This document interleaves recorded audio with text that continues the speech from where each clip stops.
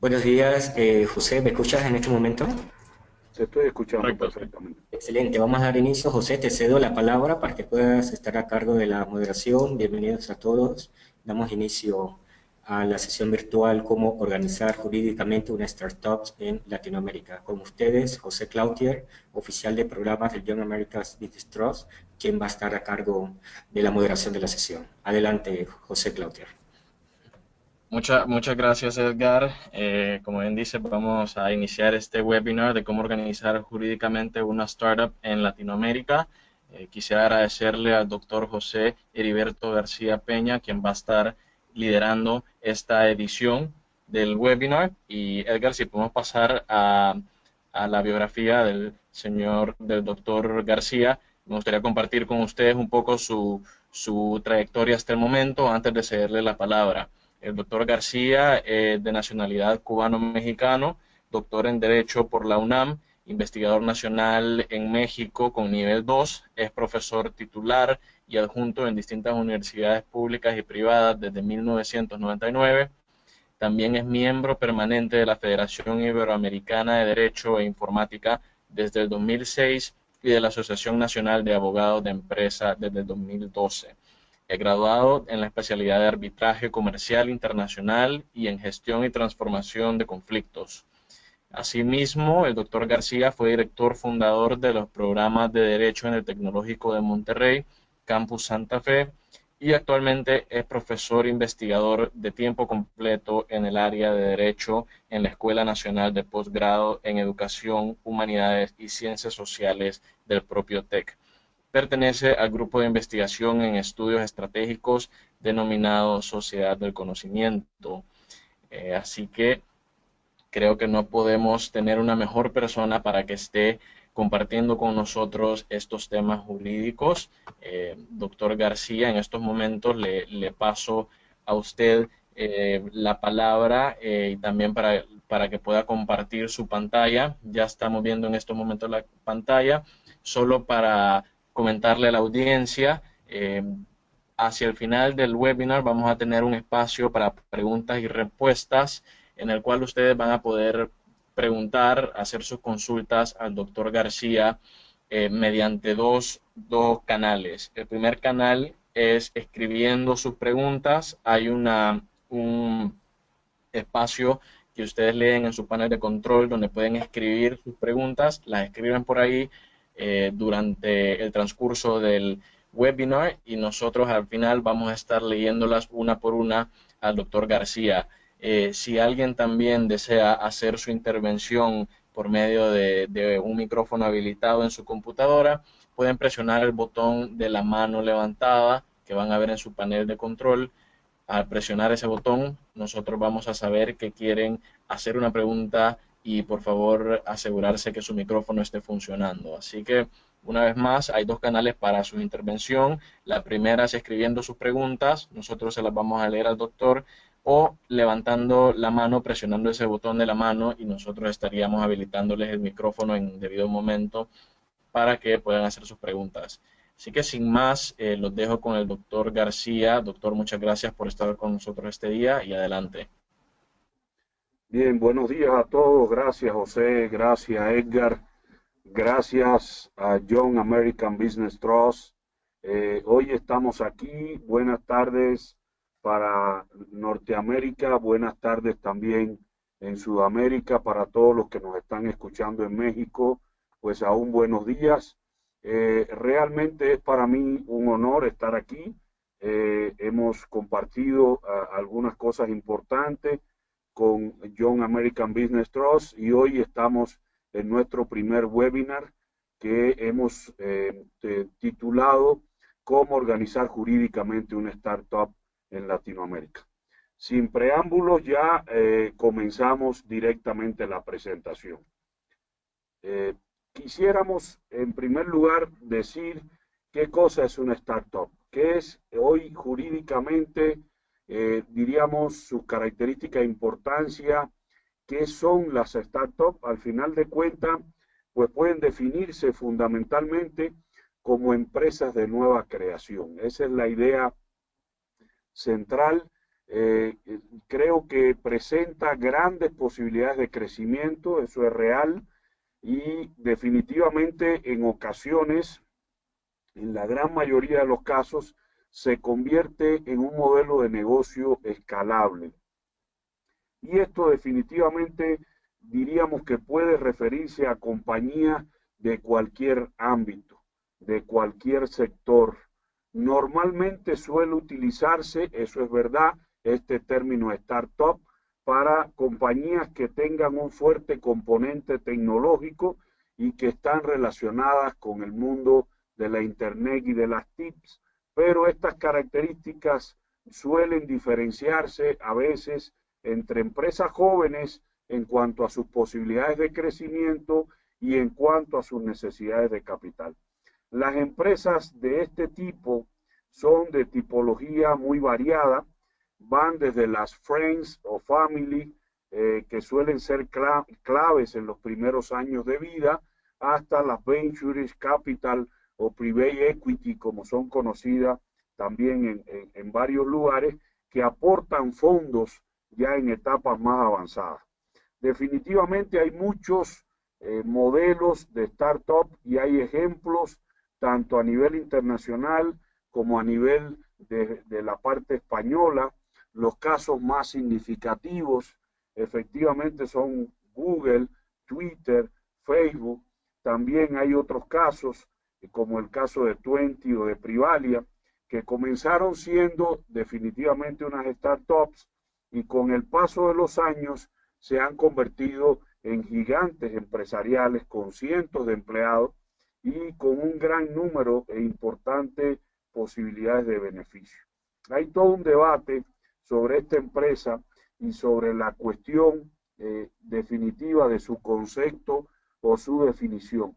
Yo quisiera decir que este concepto, al final de cuentas, está ligado más a la estructura corporativa y por tanto la forma de trabajar, el ambiente de la empresa y sus características a los efectos latinoamericanos, pues podríamos estarla asociando con el modelo de negocio que conocemos como pymes en su primera etapa. Por eso me gustaría enfocar mi presentación, tratándose de Latinoamérica, al modelo pymes, que definitivamente marca la característica esencial para las economías de nuestros países. Con respecto al modelo de negocio, es importante apuntar que un buen número terminan siendo vendidas a otras empresas más grandes, pero a pesar de que todo parezca color de rosa, lo cierto es que la mayoría de las startups mueren a los pocos meses o años de vida. Los efectos latinoamericanos, en el caso nuestro de las pymes, pues efectivamente, tanto las micros como las pequeñas empresas y en alguna medida también las medianas, pues en ocasiones siguen este modo de supervivencia que normalmente acostumbramos a ver en economías como las nuestras, donde definitivamente hay mucho todavía por hacer. Hay un estudio que yo recomiendo mucho, publicado en septiembre del 2012 por Sigal Goss y que fue recogido en el Wall Street Journal, que afirma que 3 de 4 startups financiadas no consiguen devolver a veces el dinero prestado. Y esto en un contexto empresarial como el latinoamericano podría asustar, porque los bajos costos en la mayoría de las ocasiones suponen poner en marcha una startup con ciertas limitaciones, sobre todo financieras. Sin embargo, la posibilidad de incluir al modelo de negocio de las startups vinculado a lo que conocemos como pymes latinoamericanas en un nivel de competitividad que condiciona el mercado actual implica, ¿por qué no?, un arduo trabajo y se requiere, por supuesto, de dotarlas de tecnología de punta, elevar su nivel de productividad, utilizar mano de obra especializada, pero sobre todo algo que normalmente desconocemos, sobre todo, es el marco legal propicio para tener acceso y competir de manera equitativa con el resto de las empresas. ¿Cómo definir a una pyme? Varía, por supuesto, dependiendo del país en el que nos ubiquemos, No existe un concepto universal aplicable a todas las regiones y mucho menos en nuestra región, aunque sí hay, y podríamos decirlo, un estudio desde el punto de vista legal, y ese es el que vamos a compartir el día de hoy con ustedes. Me gustaría comenzar con este video que ilustra un poquito y es tomado de la película La Corporación, y en la parte 3 se denomina una persona jurídica. Vamos a verlo. Le cedo el audio.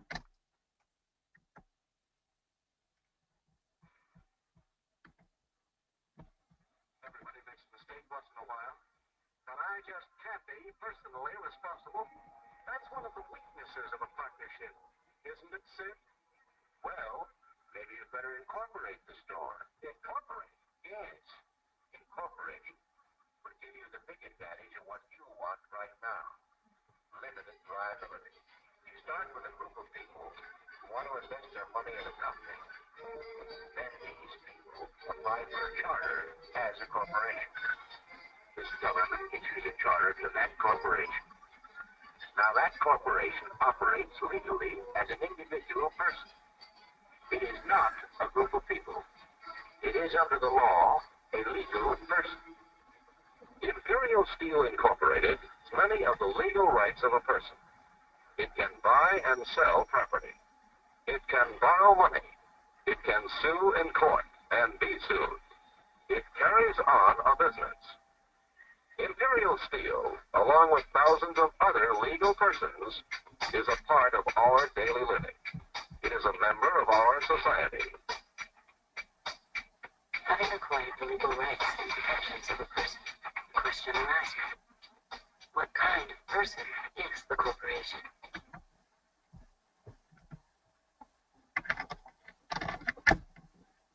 Estamos regresando. Como verán, este video enmarca precisamente y nos da la posibilidad de decir que vamos a hablar de una persona jurídica, pero ¿qué clase de persona es este tipo de empresa que hoy queremos señalar con ustedes? Hay una frase que ilustra mucho, asociada con uno de los grandes estudiosos, o dos de los grandes estudiosos en este sentido de estos temas, que son Freeman y Kalmanoff.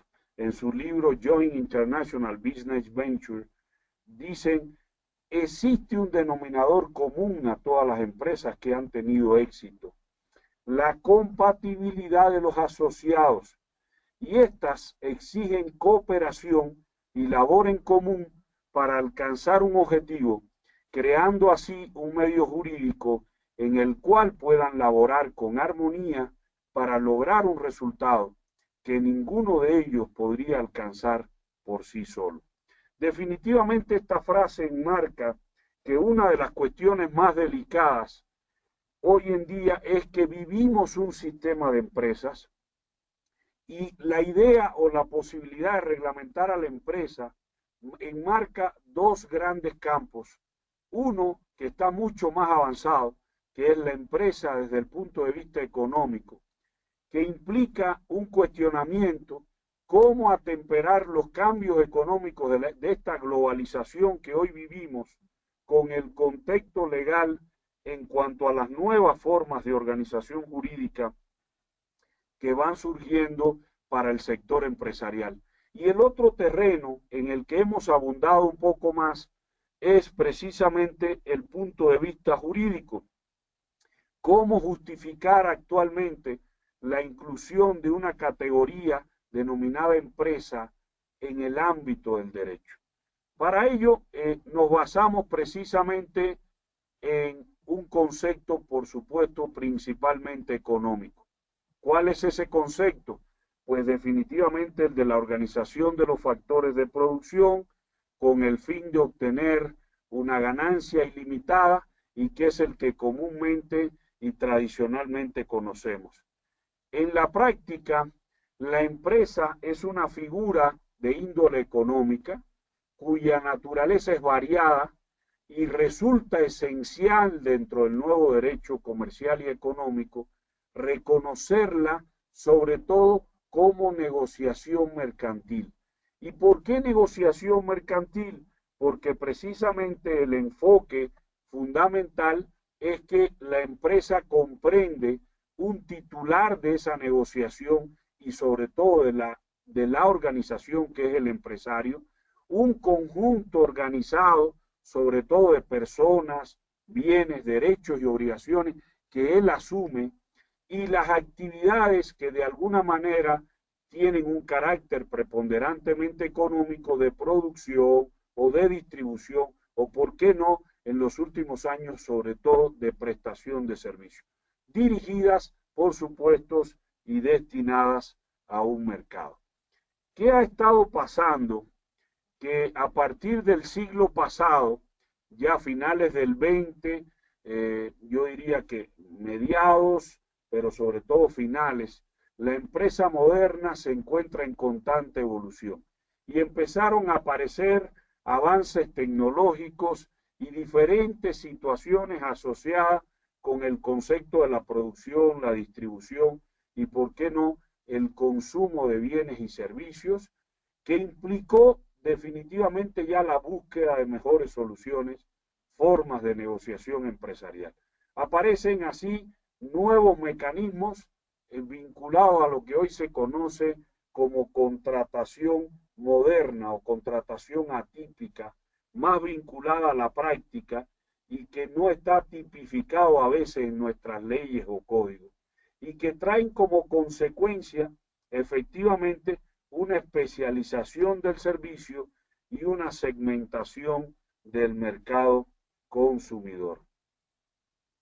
De ahí entonces es que se puede hablar ya del camino de una concepción moderna de la empresa. Hay un cambio, un giro que hace que hoy la empresa dé un salto cualitativo y se comience a ver ya no solo como negociación, sino también en un conjunto de empresa como actividad y de empresa como organización que evidentemente coadyuva a tomar en consideración otros factores que son esenciales. ¿Qué ha pasado en el contexto actual? La economía mundial tiene una búsqueda constante de colaboración e integración económica. Por ahí tenemos varios modelos en Latinoamérica, el caso del Telecán con México, Estados Unidos y Canadá, y el caso del Mercosur en la zona de Sudamérica, evidentemente han vinculado un entorno de armonía o de uniformidad en cuanto al tratamiento legal. La idea es que se han estado formando bloques económicos, bloques sociales, pero también bloques jurídicos. Y esa efectivamente es una esencia consustancial de lo que buscamos dentro del modelo. Y junto a ello ha aparecido una gran interrogante, la magnitud de la empresa. ¿Cuál es su tamaño, su adecuación de acuerdo a las características y a las peculiaridades que vivimos? Y efectivamente ahí ha nacido el famoso concepto de microempresa, pero también el que más nos interesa, de pequeñas y medianas empresas y por supuesto de grandes empresas. Una de las cuestiones más delicadas que se pueden presentar en la toma de decisiones desde el punto de vista del carácter empresarial es la concepción de cómo será un futuro negocio y del correcto enfoque de esta cuestión que afecta a la organización depende, por supuesto, en gran medida el futuro, el éxito, el fracaso del negocio que se está gestando. Definitivamente hay varios puntos que hablar y en este sentido yo pudiera hablar de que hoy el entorno de las nuevas tecnologías con el nacimiento de las empresas integran a la empresa en este contexto de economía mundial.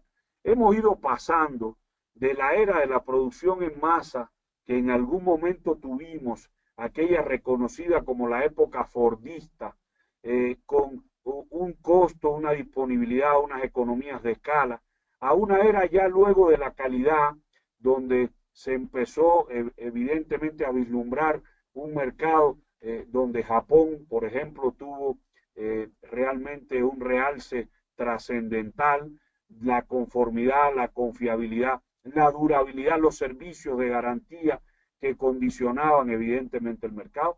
Y hoy hemos pasado a la era conocida como la era del cliente virtual. Ya hablamos efectivamente de productos diferenciados, de rotación, de entrega de productos personalizados, de reales precios con variaciones en el mercado, de participación del cliente. Es decir, los clientes ya deciden más cómo, cuándo, dónde comprarán productos y servicios, incluyendo, por supuesto, a la Internet, que es hoy la fórmula que hemos conocido dentro del mundo actual como la más, diríamos, moderna y trascendental. Y, por supuesto, la cuestión de la responsabilidad social. La trilogía hoy, en un entorno de competitividad de las pymes, señala que efectivamente tiene tres grandes eslabones: el incremento de la productividad, el incremento de la inversión y el incremento del empleo. Siempre, normalmente, cuando vas a crear una empresa de este tipo, pues está matizada por esto. Pero yo diría, la base de todo esto es efectivamente que esa empresa nazca en un Estado de Derecho. Y toda empresa que nace de la conjunción de varias personas, efectivamente, tiene que tener en cuenta la idea precisamente de su crecimiento, su futuro, su inversión, su ubicación, el relativo al lugar donde se va a instalar, las fuentes de materias primas, de financiamiento, sí, pero ¿qué pasa con la forma jurídica? Cuando una o varias personas, y hago hincapié en esto, conciben la idea de constituir una pequeña empresa, se enfrentan al reto de tomar muchas e importantes decisiones, y entre ellas quizás la decisión que a priori parece más importante sea la que recae sobre la forma jurídica que se dará a esta empresa. En principio, probablemente habrá que elegir entre distintas modalidades consustanciales. Más adelante, a lo largo de la vida del negocio, dependiendo de su crecimiento y de su situación, sobre todo financiera, se puede aconsejar que se admitan nuevos socios, que se pueda aportar más capital y que, por supuesto, la organización se transforme. Hay un dato en el libro de Cérvulo Anzola que habla de que la constitución legal que más se encuentra en cuanto a la pyme latinoamericana es precisamente la constitución asociada con la sociedad anónima. En un 81%, señala Anzola, esta forma jurídica es la que predomina, aunque esta solo sea por requisito legal y su función no se cumpla por completo.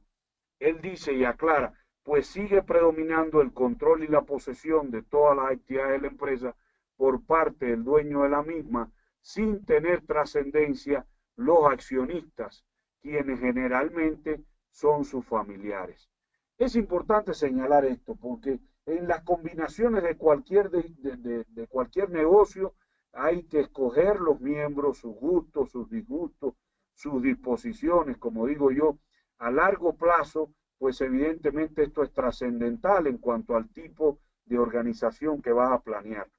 Pero definitivamente un factor determinará completamente la organización de un negocio en cualquier tipología para alcanzar los fines para los cuales fue creada una empresa. Debe existir un ordenamiento entre las partes que la componen. Por eso, jurídicamente, hay un concepto que en los últimos años ha evolucionado y es trascendental para mí, dado por la escuela, sobre todo española. La empresa hoy se convierte cada vez más en un objeto del tráfico jurídico. ¿Y esto qué implicaciones tiene? Definitivamente la empresa se vende, la empresa se arrienda, hay una actitud diferente. Efectivamente, hoy es posible hablar de un cambio y de una transformación en las relaciones jurídicas de la empresa. Y en esto consiste precisamente la labor investigativa que hoy hacemos. Para ser parte del contexto global es necesario que la estructura de una empresa y el ordenamiento lógico de sus partes componentes tenga una trascendencia adecuada. Hemos hecho entonces una elección de este criterio para abundar en su clasificación jurídica, para elegir el tipo jurídico apropiado para cada empresa. Efectivamente, la forma y la manera presenta o puede presentar grandes ventajas o grandes desventajas. Desde la simplicidad o complejidad de la empresa, como esta concepción que conocemos del empresario individual, hasta formas mucho más complejas que implica la figura que más se emplea, que es la del empresario colectivo. Esa simplicidad, complejidad, los recursos financieros, pero sobre todo la responsabilidad de los socios, si los propietarios están o no dispuestos a tomar un riesgo, hasta incluso por sus bienes personales. La forma en que se elija en este sentido es trascendental en la evolución de las sociedades modernas. La estabilidad que se deberá dar, si la duración que tendrá la empresa sobrepasará o no la vida de sus fundadores, deberá elegirse también casuísticamente, y por supuesto no podemos abandonar la intervención del gobierno, que puede darse de manera más o menos directa a través de instituciones bancarias, hipotecarias, fiduciarias, de seguros, de fianza, etcétera, que le otorgan un control determinado y que le da ciertas garantías, sobre todo en el entorno de las obligaciones fiscales. Hay varios tipos de organizaciones legales de negocios existentes a nivel Latinoamérica. Para el hombre de negocio, tanto pequeño como mediano, son variados estos tipos. A continuación, yo solo analizaré los rasgos esenciales de algunos que yo considero tipos básicos de organización legal, fundamentalmente al amparo de la figura que es la que más se crea del empresario colectivo. Ahí está el caso de la sociedad, el caso de la asociación, las llamadas uniones de empresas y en menor medida las cooperativas y, por qué no, las empresas públicas de participación estatal mayoritaria. Yo quisiera resaltar, no es que con esto esté soslayando a la idea del empresario individual o propietario individual, que definitivamente ahí está, la seguimos teniendo, va más asociada de acuerdo al tamaño a lo que conocemos como microempresa, pero lo cierto es que la organización de empresa de propietario individual es normalmente la más sencilla, por tanto es la más económica. El propietario se convierte en el único dueño, quien normalmente lo administra con fines de obtención de utilidades y responde más a los actos propios concernientes a su negocio. Es más fácil de organizar, pero sobre todo de disolver. Se requiere poco capital, hay un control total de las utilidades, facilita ciertos ahorros fiscales, ahí es donde está el beneficio, pero tiene desventaja sobre todo en el hecho de que el empresario pequeño con propiedad individual responde ilimitadamente, hay falta de continuidad y hay restricción sobre todo en la obtención de capital para aumentar de tamaño. En este sentido, entonces, yo quisiera detenerme en los tipos de empresarios colectivos. El caso de las sociedades, definitivamente me regreso un poquito para ir por orden. Estoy hablando de sociedades de tipo personalista, por un lado, las llamadas sociedades que se definen de nombre colectivo, así con fines lucrativos. Su creación involucra contribución de capital, fundación del negocio en cuanto a habilidad, dinero, trabajo, etcétera. Y estas sociedades se formalizan mediante un acuerdo de contrato. ¿Por qué de persona? Porque lo que importa es el socio, lo que importa es quién eres, cuál es su apellido. Efectivamente, te unes con alguien o te haces sociedad con alguien en función de quién eres. Y este convenio que se da y se garantiza en el futuro tiene varias ventajas, que es fácil de organizar, se requiere poco capital, hay una base administrativa mucho más amplia que la de un propietario individual y hay un estatus legal. Pero la desventaja sigue siendo, a mi modo de ver, que la autoridad está dividida, puede tener falta de continuidad y sobre todo que tiene la responsabilidad de manera ilimitada en cuanto a su tamaño. Y de alguna manera este tipo de sociedad tiene una contrapartida que son las llamadas sociedades de capital, clásicas sociedades, sociedades de responsabilidad limitada o sociedades anónimas que de alguna manera en algunos países son conocidas la de responsabilidad limitada como una asociación más de tipo estatutario y que como regla general es diferente en la jurisdicción del tipo de entidad en la que está organizada y puede adquirir y tener propiedades, puede mandar, estar sujeta al nombre y además puede ser administrada ya de manera variada por un consejo de administradores que da la diferencia. La asociación definitivamente de este tipo de carácter, repito, estatutario, tiene varias desventajas en cuanto a restricciones legales, cantidad de participantes, una duración limitada por la ley, pero definitivamente el caso de la sociedad anónima frecuentemente es el ente legal más reconocido a partir sobre todo de la limitación de la responsabilidad, que definitivamente hace una gran diferencia porque las sociedades anónimas se constituyen y adquieren esa autorización y esos poderes de la autoridad de las leyes de los estados donde se encuentran establecidas y por tanto en caso de una situación es una entidad legal independiente y es una nueva persona, como bien explicaba el video, y la propiedad definitivamente es mucho más, diríamos, más cuidada por cada uno de los empresarios. Hay otro tipo de asociaciones, las llamadas asociaciones no incorporadas en algunos países. Nosotros en México la conocemos como asociación en participación, combina algunas de las características de la sociedad personalista y algunas de las sociedades de responsabilidad limitada o anónima, y las normas constitutivas de este tipo de compañías no se dan en una relación de permanencia, sino en un contrato de índole privada. Tiene la posibilidad de transferirse las partes sociales, pero la desventaja básica sería que se basa en un tipo de sociedad de responsabilidad ilimitada en el sentido de la calificación que se da entre el asociante y el asociado y el tipo de actividad que desarrolla. Hay un modelo interesante, el de las uniones de empresas, que pueden estar asociadas evidentemente al carácter de lo que hoy conocemos como fusiones de empresas.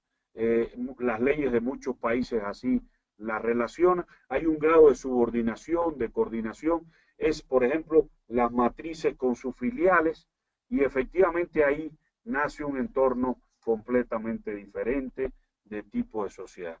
El caso típico de las cooperativas en menor medida, un tipo de sociedad más mutual, con un carácter definitivamente de colaboración, de integración, y las ganancias y las utilidades son repartidas por igual.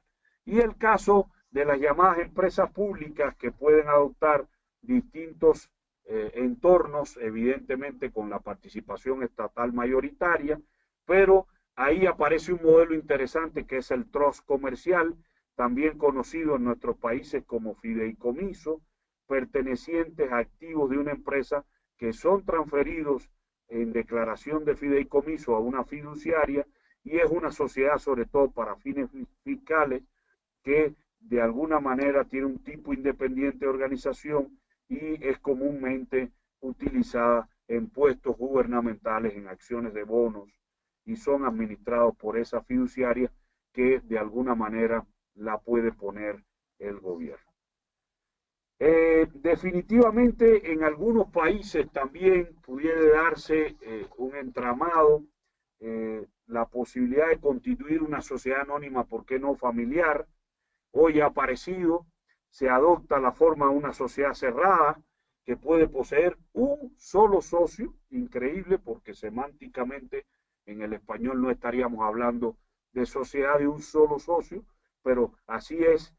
O puede haber otros socios, otros accionistas, pero el monto de capital aquí se limita y este tipo de sociedad es particularmente propia, sobre todo para los pequeños negocios, con cláusulas especiales, con estatutos especiales, y es notorio en Colombia, por ejemplo, la han desarrollado en Argentina, en varios países de la región, y México acaba de adoptarla precisamente a partir de este año, el 14 de septiembre o el 15 de septiembre, nació la SAS, Sociedad por Acciones Simplificadas, que tiene este tipo de nomenclatura y que está limitada a 5 millones de pesos. Es importante analizar definitivamente que hay algunos de los factores que se deben considerar al seleccionar el tipo de organización de un negocio, pero son los más importantes: la limitación de responsabilidad, asegurar o no la continuidad del negocio, y la aplicación de la concesión como método de operación hacen hoy la diferencia. Definitivamente esto implica que el método de operación del negocio pues definitivamente abarque cierta cantidad de independencia en cuanto a la posibilidad y a los caminos que se abren. Definitivamente nosotros hemos estudiado esto a partir de un marco metodológico donde hicimos una investigación de campo con metodología cualitativa. Un caso del sector PYME mexicano implicó analizar las posibilidades de aplicación hoy de la formulación jurídica por parte del empresario. Dimos varios pasos, seleccionamos los sujetos, el contexto, el escenario, el tipo de procedimientos y realizamos una recopilación de datos a través de encuestas, entrevistas enfocadas y por supuesto tuvimos varias fases desde la recopilación hasta la fase ya de adopción. Y a partir de ahí hay una hipótesis final de trabajo que nació, que la aplicación de una estrategia de diseño para una nueva forma jurídica, en un caso del sector PYME en México, es indispensable, puede repercutir hoy en beneficio tanto para él y el empresario como titular del negocio, como para su empresa. Definitivamente hay casos típicos, al final nos quedamos con este: pequeño empresario el que tenga entre 16 y 100 trabajadores, y mediano el que posea entre 101 y 250 trabajadores, y se logró sistematizar dentro de las principales modalidades existentes una especie de estrategia para diseñar un modelo básico de organización jurídica empresarial, por supuesto sujeto a las naturales variaciones existentes en el marco hoy del derecho comparado latinoamericano. Ahí buscamos algunos resultados en cuanto al pequeño y mediano empresario latinoamericano, los efectos que podría tener esta formulación, la estrategia jurídica adecuada para contribuir a su perfeccionamiento empresarial, la fundamentación de esta nueva fórmula jurídica en el marco del derecho económico internacional actual y las bases, ¿por qué no?, para elaborar un proyecto de estatuto uniforme de pymes latinoamericanas. En este sentido, el marco legal, analizamos países latinoamericanos con modelo económico en el ámbito empresarial muy similar, pero los más representativos, el caso Argentina, Brasil, Colombia, Chile, México, no pudieron faltar. Se constataron diversos elementos: estructuras legales disponibles, restricciones y consideraciones legales, tipos de organización básico, planeación legal de los negocios, entre otros. Y esto al final nos dejó que el resultado es que en los ordenamientos positivos de cada país se nota, ¿por qué no?, la ausencia de una definición jurídica de empresa, y se fuerza al intérprete, llámese empresario, a realizar difíciles construcciones, sobre todo en el ámbito societal, es la fórmula que más se usa, para adaptar normas que no responden ya a una nueva realidad económica y jurídica. El mundo de hoy ha ido transformándose, ya lo vimos, hacia una empresa más virtual, y por tanto se logró sistematizar las modalidades en una estrategia para diseñar un modelo básico de organización jurídica. Aquí efectivamente nos quedamos en este modelo a partir del diseño de la fórmula con tres análisis importantes: desde el estado actual, qué significa, dónde está la organización en la actualidad, al estado tendencial, dónde está y dónde estará, qué será y dónde estará esta organización de continuar con ese comportamiento, hasta buscar un estado deseado, que es lo mismo a plantearse qué debo ser y dónde debo estar como organización. Hay que decir que esto lo hemos estado implementando en nuestros programas de estudio en el Tecnológico de Monterrey y efectivamente ha dado un gran resultado en empresas de pequeña y mediana escala. La propuesta al final se identificarían tres tipos de empresas: empresas tipo A de mediano a gran tamaño, las llamadas empresas tipo B de mediano tamaño y las que más nos llamaron la atención, las empresas tipo C, denominadas así, de pequeña y mediana escala, evidentemente con cierta diferenciación en las características, en los procedimientos de cada una de ellas. No me detengo por el tiempo, pero evidentemente están en la obra que escribí sobre esto. Al final, esta nueva formulación jurídica de las pymes, con arreglo a estos criterios, tendrán como base una fórmula jurídica actual, la asociativa. ¿Qué implica hoy la fórmula asociativa?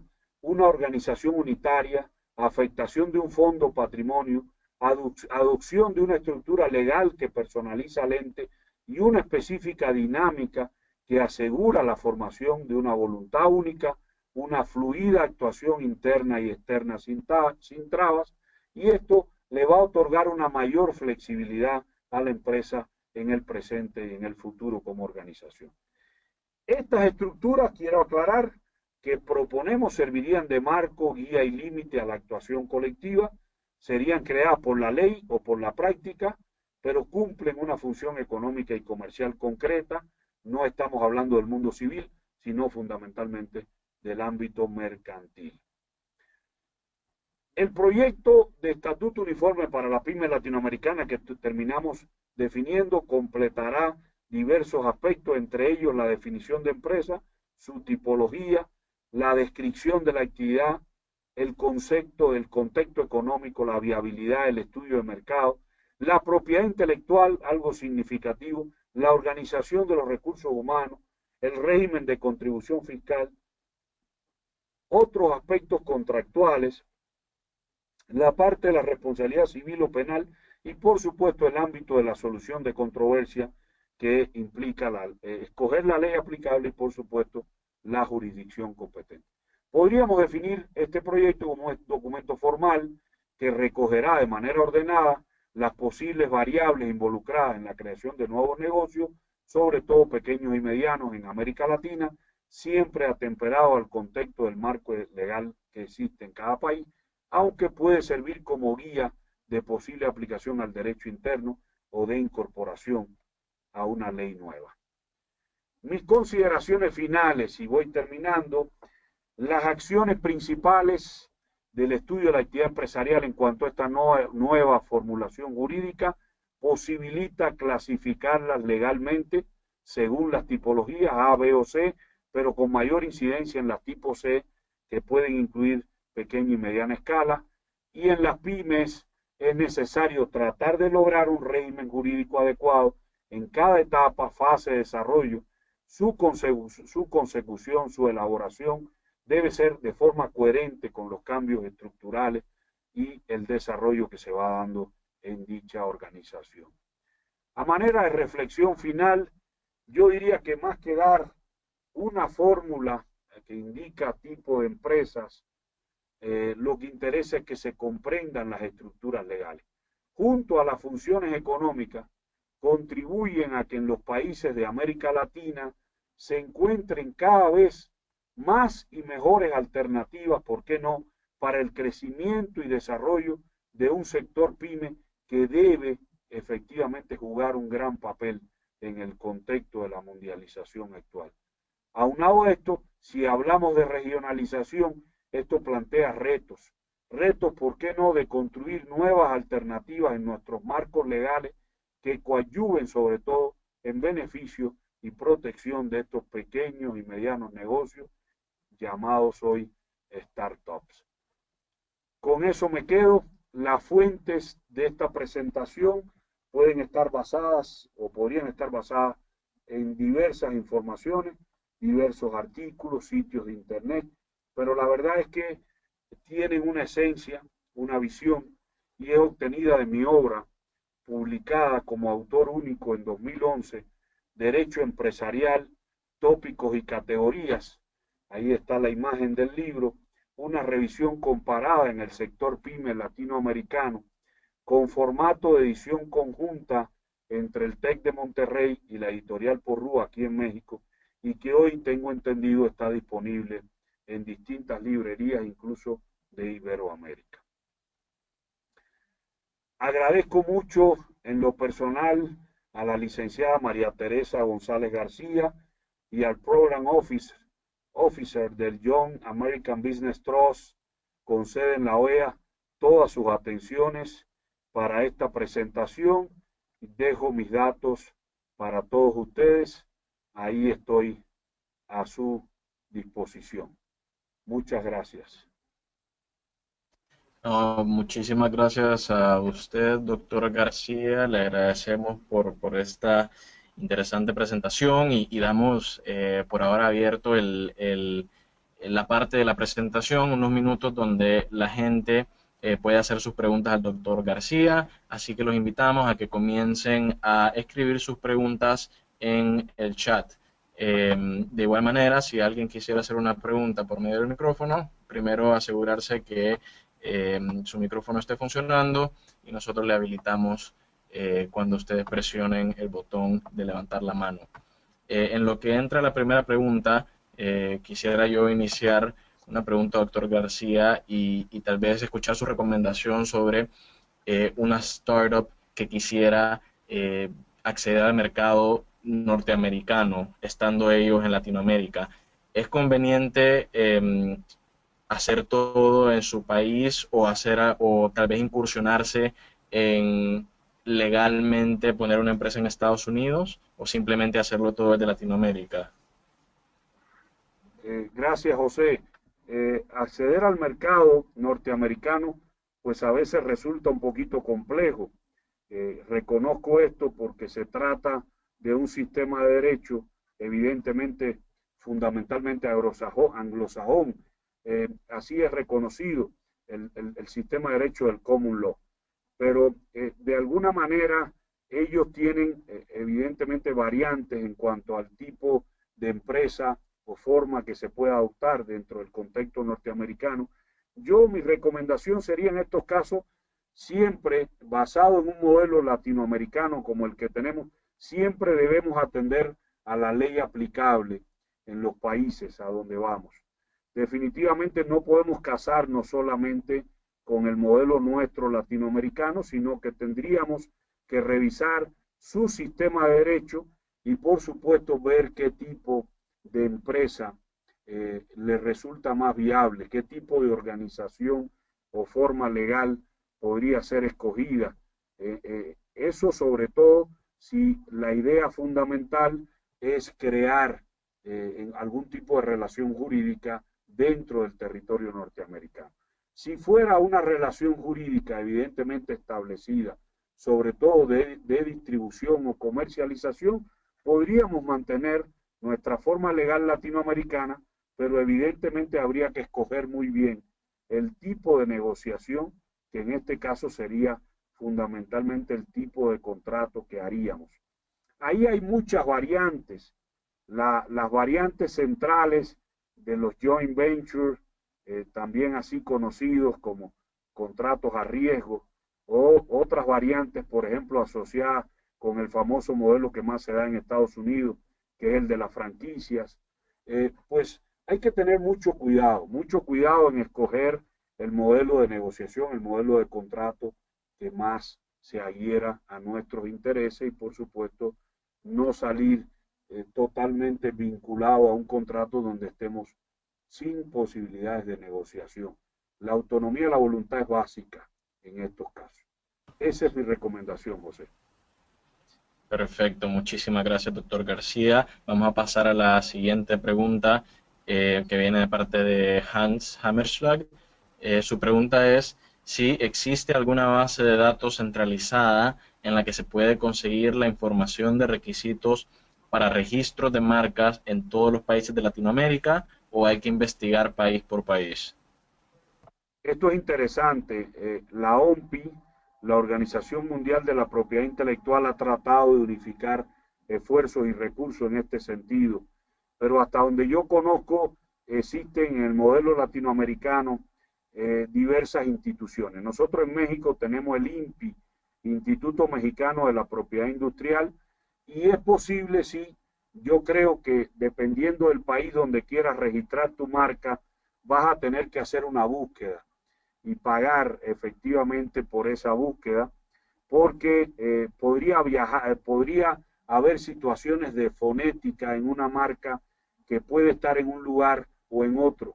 Y la otra recomendación que yo le daría, hay que tener mucho cuidado con las marcas mundialmente famosas o reconocidas internacionalmente, porque evidentemente si tu marca se parece en grado de fonía con estas marcas mundialmente famosas, pues va a ser inmediatamente rechazadas. Entonces yo sí recomiendo efectivamente hacer una búsqueda en cada país, a pesar de que la Organización Mundial de la Propiedad Intelectual ha hecho esfuerzos, esto aún no se logra, de tener una base de datos conjunta, aunque hay convenciones y hay tratados, pero en la práctica habría que hacerlo país por país. Muchísimas gracias, muy interesante. Vamos a pasar ahora a la siguiente pregunta que nos viene por medio de micrófono. En estos momentos voy a habilitar el micrófono para que pueda hacer su intervención la persona. Sí, adelante. Sí, buenos días desde Panamá, Pastor Sánchez, emprendedor de la Universidad Tecnológica de Panamá. Mi consulta va a todo referido. ¿Te llamas? ¿Perdón? Perdón, tu nombre no lo anoté. Pastor Sánchez de Panamá, de la Universidad Tecnológica.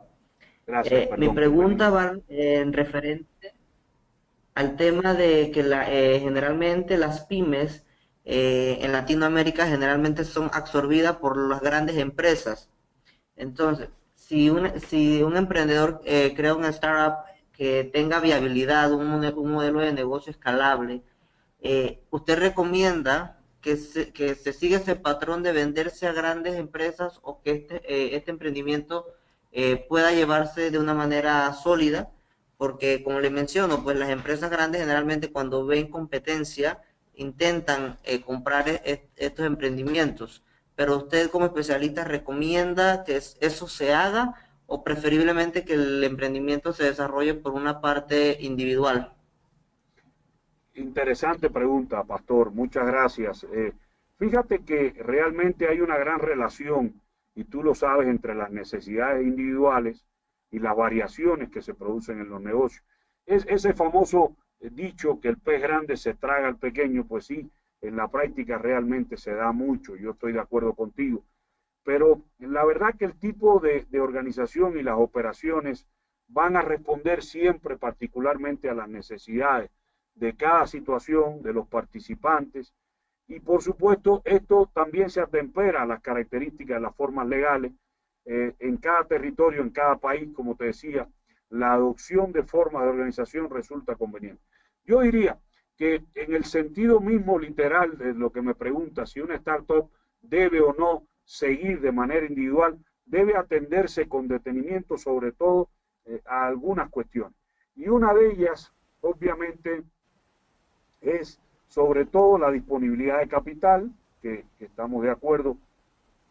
Según se necesite, pues está ahí la posibilidad de seguir o no adelante. El otro es el costo relativo a las operaciones. En cuanto a las diversas formas legales, pues podría haber fiscalmente una forma que se facilite más que otra en cuanto a beneficios. Y el otro es asociado sobre todo a la limitación. Para mí es clave la limitación de la responsabilidad personal de los participantes en cuanto a la protección de los activos, por una parte los activos del negocio y los activos de forma personal. Si yo limito mi responsabilidad, pues efectivamente hay más posibilidades de seguir adelante. Pero lo cierto es que el reto en este sentido, para que no te trague el pez grande, sería definitivamente buscar el alcance en cuanto a la continuidad y la existencia en el tipo de administración, el tipo de control y el tipo de actividad o giro que selecciones. Habrá o no mayores posibilidades. yo recomiendo en todos los casos que un buen desempeño en cuanto a la diversificación funcional es adquirir conocimiento profundo en el desarrollo y en la dirección empresarial y cumplir definitivamente las obligaciones, implica dar efectivamente con un buen tipo de plan de creación de la pyme en cuanto a la viabilidad real de la idea y por supuesto la viabilidad tanto económica como financiera. Y vas a salir adelante. Esa es para mí la visión.